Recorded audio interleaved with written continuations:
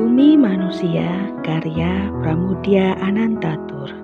Bagian pertama. Orang memanggil aku Mingke, namaku sendiri. Sementara ini tak perlu kusebutkan. Bukan karena gila misteri, telah aku timbang belum perlu benar tampilan diri di hadapan mata orang lain. Pada mulanya, catatan pendek ini aku tulis dalam masa bergabung. Dia telah tinggalkan aku, entah untuk sementara, entah tidak. Waktu itu, aku tak tahu bagaimana bakal jadinya. Hari depan yang selalu menggoda, misteri, setiap pribadi akan datang padanya, mau tak mau, dengan seluruh jiwa dan raganya. Dan terlalu sering dia ternyata Maharaja zalim, juga akhirnya aku datang padanya bakalnya. Adakah dia dewa pemurah atau jahil? Itulah memang urusan dia. Manusia terlalu sering bertepuk hanya sebelah tangan.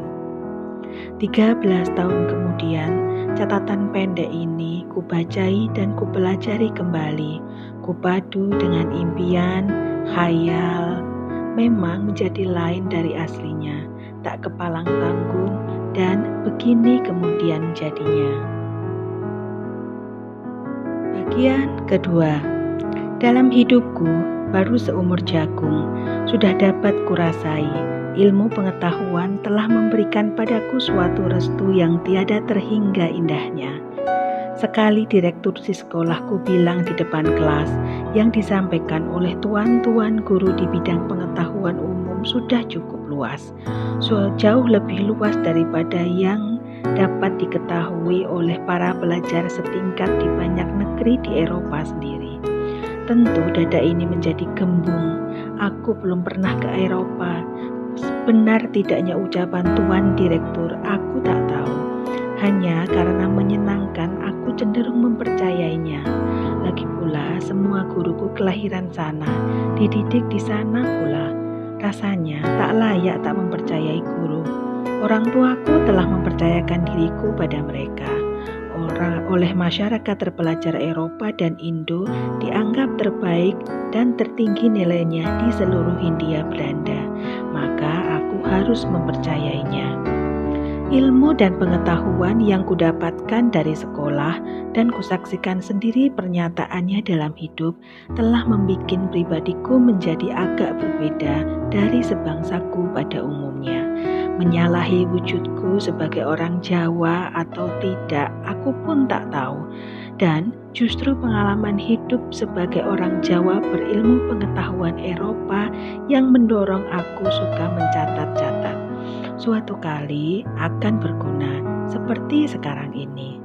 Salah satu hasil ilmu pengetahuan yang tak habis-habis kugagumi adalah percetakan, terutama zinkografi. Coba, orang sudah dapat memperbanyak potret berpuluh ribu lembar dalam sehari. Gambar pemandangan orang besar dan penting, mesin baru, gedung-gedung pencakar langit Amerika, semua dan dari seluruh dunia. Kini dapat aku saksikan sendiri dari lembaran-lembaran kertas cetak. Sungguh merugi generasi sebelum aku, generasi yang sudah puas dengan banyaknya jejak langkah sendiri di lorong-lorong kampungnya itu. Betapa aku berterima kasih pada semua dan setiap orang yang telah berjerih payah untuk melahirkan keajaiban baru itu. 5 tahun yang lalu, belum lagi ada gambar tercetak beredar dalam lingkungan hidupku. Memang ada cetakan cukilan kayu atau batu, namun belum lagi dapat mewakili kenyataan sesungguhnya. Berita-berita dari Eropa dan Amerika banyak mewartakan penemuan-penemuan terbaru. Kehebatannya menandingi kesaktian para kesatria dan dewa nenek moyangku dalam cerita wayang. Kereta api, kereta tanpa kuda, tanpa sapi, tanpa kerbau, belasan tahun telah disaksikan sebangsaku.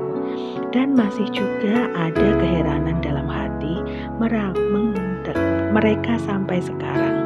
Betawi Surabaya telah dapat ditempuh dalam 3 hari, diramalkan akan cuma seharma. Hanya seharma. sehari semalam.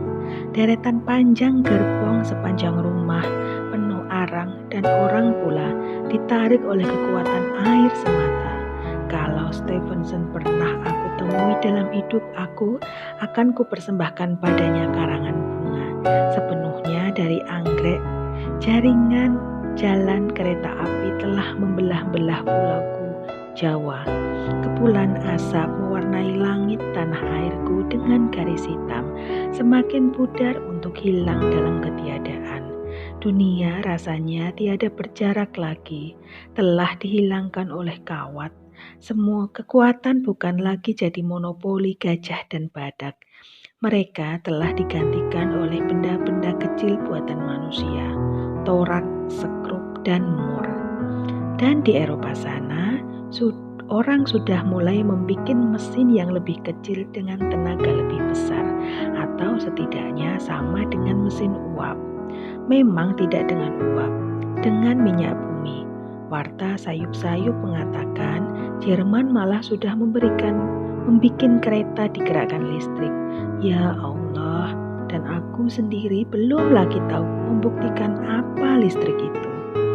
Tenaga-tenaga alam mulai diubah manusia untuk diabdikan pada dirinya. Orang malah sudah merancang akan terbang seperti Gatot Kaca, seperti Ikarus. Salah seorang guruku bilang, sebentar lagi, hanya sebentar lagi, dan umat manusia tak perlu lagi membanting tulang, memeras keringat dengan hasil sedikit. Mesin akan menggantikan semua dan setiap macam pekerjaan. Manusia akan tinggal bersenang. Berbahagialah kalian para siswa, katanya, akan dapat menyaksikan awal zaman modern di Hindia ini. Modern, dengan cepatnya kata itu menggelembung dan membiak diri seperti bakteria di Eropa sana, setidak-tidaknya menurut kata orang. Maka izinkanlah aku ikut pula menggunakan kata ini, sekalipun aku belum sepenuhnya dapat menyelami maknanya. Pendeknya, dalam zaman modern ini, potret sudah dapat diperbanyak sampai puluhan ribu sehari. Yang penting, ada di antaranya yang paling banyak kupandangi. Seorang dara, cantik, kaya, berkuasa, gilang gemilang, seorang pribadi yang memiliki segala, kekasih para dewa. Sasus, sembunyi-sembunyi diucapkan di antara teman-teman sekolah. Bangkir-bangkir terkaya di dunia pun telah tiada berpulang untuk merayunya. Ningrat gagah dan ganteng para tunggang langgang untuk mendapatkan perhatiannya. Hanya perhatian. Pada waktu-waktu menganggur, sering aku pandangi wajahnya sambil mengandai-andai betapa tinggi tempatnya. Jauh pula, 11 atau 12 ribu mil laut dari tempatku, Surabaya. Pelayaran sebulan naik kapal, mengarungi 2 samudra, 5 selat dan 1 terusan. Itu pun belum tentu dapat bertemu dengannya. Tak berani aku menyatakan perasaanku pada siapapun. Orang mentertawakan dan menamai aku gila. Di kantor pos, kata sang Sasus pula, kadang didapatkan surat lamaran yang ditujukan pada dara yang jauh dan tinggi di sana itu. Tak ada yang sampai. Sekiranya aku bergila dan memberanikan diri, sama saja pejabat pos akan menahannya untuk dirinya sendiri. Dara kekasih para dewa ini seumur denganku, 18. Kami berdua dilahirkan pada tahun yang sama, 1880. Hanya satu angka terbentuk batang, 3 lainnya bulat-bulat seperti kelereng salah cetak. Hari dan bulannya sama, 31 Agustus. Kalau ada perbedaan, hanya jam dan kelamin. Orang tuaku tak pernah mencatat jam kelahiranku. Jam kelahirannya pun tak aku ketahui. Perbedaan kelamin, aku pria, dia wanita. Mencocokkan jam yang tidak menentu waktu itu juga memusingkan. Setidak-tidaknya, bila pulaku diselimuti kegelapan malam, negerinya dipancari surya. Bila negerinya dipeluk oleh kehitaman malam, pulaku gemerlapan di bawah surya khatulistiwa. Guruku, Magda Peters, melarang kami mempercayai astrologi. Omong kosong, katanya. Thomas Aquinas, sambungnya, pernah melihat dua orang yang lahir pada tahun, bulan, hari, dan jam, malah tempatnya sama. Ia angkat telunjuk dan menantang kami dengan lelucon. Lelucon astrologi, nasib keduanya sungguh tidak pernah sama. Yang seorang tuan tanah besar, yang lain justru budaknya. Dan memang aku tidak percaya. Bagaimana aku percaya? Dia tidak pernah jadi penunjuk untuk kemajuan ilmu dan pengetahuan manusia. Kalau dia benar, cukuplah kita takluk padanya.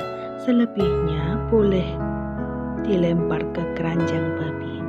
Dia tidak akan mampu meramalkan siapa darah itu, di mana tempatnya, tak bakal. Pernah aku ramalkan diri untuk iseng. Horoskop dibolak dan dibalik, sang peramal buka mulut. Nampak 2 gigi emasnya.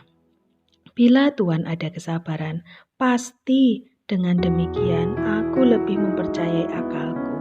Dengan kesabaran seluruh umat manusia menemuinya pun aku tak bakal mungkin. Aku lebih mempercayai ilmu pengetahuan. Akal setidak-tidaknya padanya ada kepastian-kepastian yang bisa dipegang. Baik, itulah bagian dari cerita yang memperkenalkan tokoh Mingke dalam novel ini. Mingke adalah seorang pribumi yang disekolahkan di sekolah Belanda pada waktu itu. Nah, Mingke ini orang yang sangat tidak percaya dengan tahayul dan sebagainya. Dia lebih suka dengan ilmu pengetahuan. Nah, seperti apa kelanjutannya? Kita lanjut ke bagian berikutnya.